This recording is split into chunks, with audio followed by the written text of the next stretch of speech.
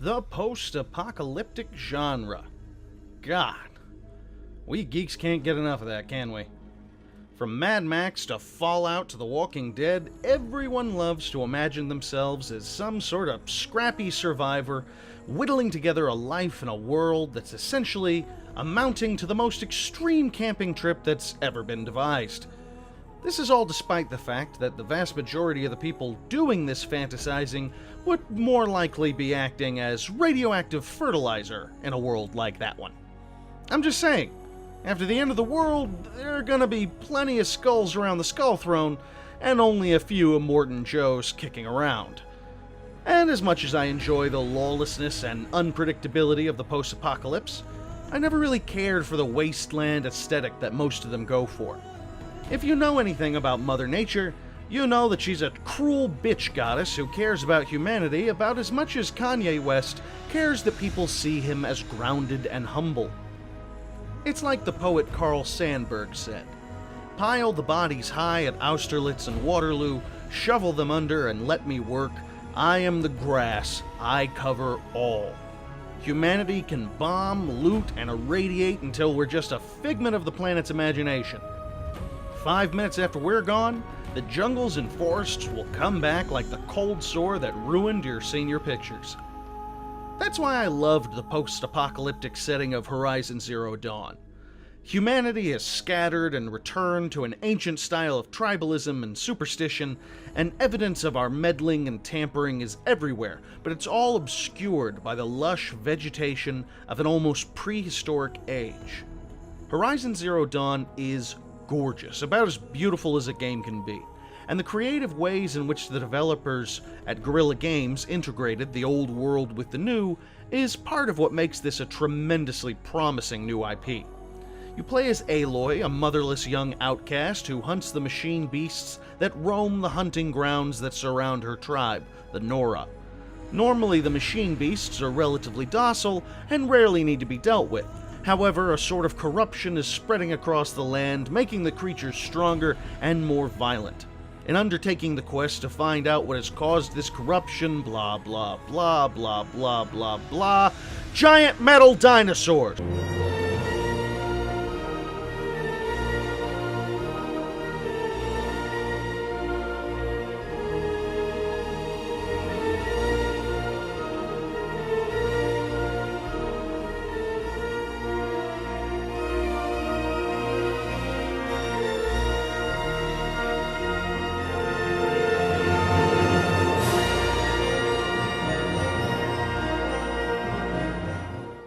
That part of the story is important to point out, though, because like most open world games, there is plenty for you to do, and it's got a simple enough story that does a great job of getting you out there and making you active in a playground of a world that surrounds you. However, unlike a lot of open world games from the recent past, the main storyline is broad enough in scope that undertaking side quests, errands, and finding collectibles in no way undercuts the urgency of the main task at hand. You're not going to have any moments that you might have had during Fallout 4, for example, when you're decorating your 500th settlement and suddenly think, "Oh right, I'm supposed to be looking for my son. Fuck. Oh well, better go farm some more scraps so I can finish my neon no fat chicks sign." You can mow through the main quests if you like, or you can do what I did and basically explore every nook, cranny, and hollowed robot skull for lore and loot. No matter which direction you go in, your journey feels vital and immediate. Aloy makes for a fun and engaging protagonist. She's got personality enough that her mysterious past doesn't feel like a one-size-fits-all plot point. She's got a point of view and a spark that makes her a pretty three-dimensional character. Occasionally, the game even lets you control her dialogue.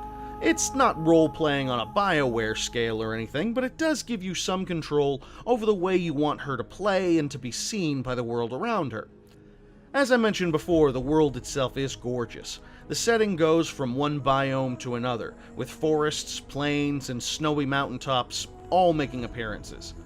The most memorable feature of Horizon Zero Dawn's visuals, however, has got to be the weather system.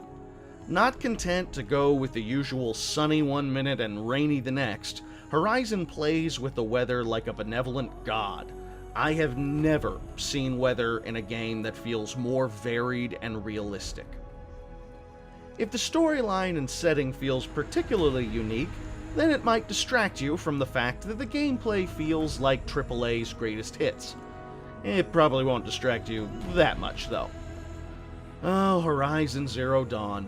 You don't have an original bone in your body when it comes to gameplay. It's like the Tarantino of video games.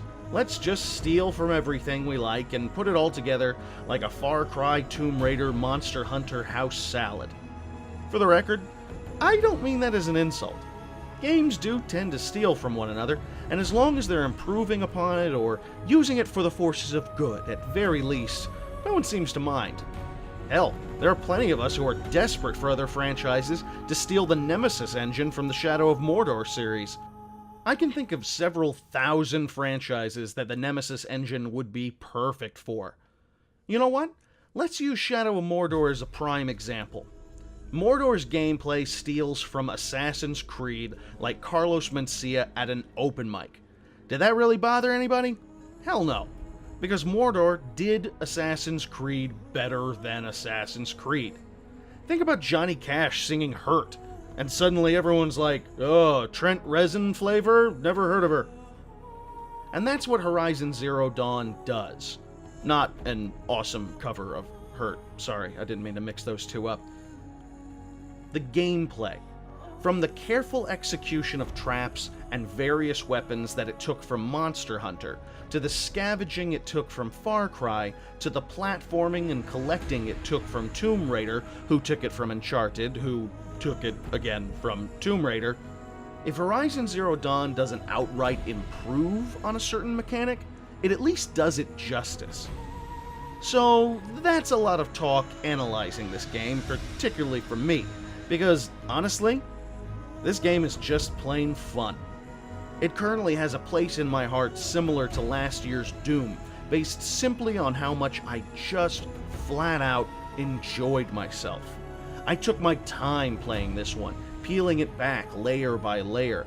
It just snared me. It's one of those rare open world games that's beautiful, fun, and engrossing, but doesn't give you a lot of opportunities to get bored.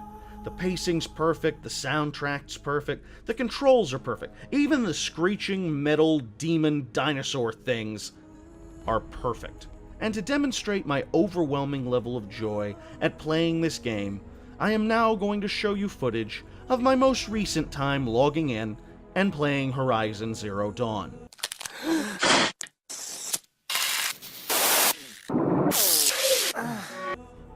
Yeah.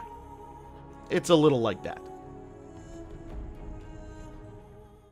If Daddy don't sink a little drinky, Daddy gets sad and blue. Sneak a little drinky, sneakity-doo. Sneak a little drinky past you. Sneak a little drinky, sneakity-doo. Sneak a little drinky past you.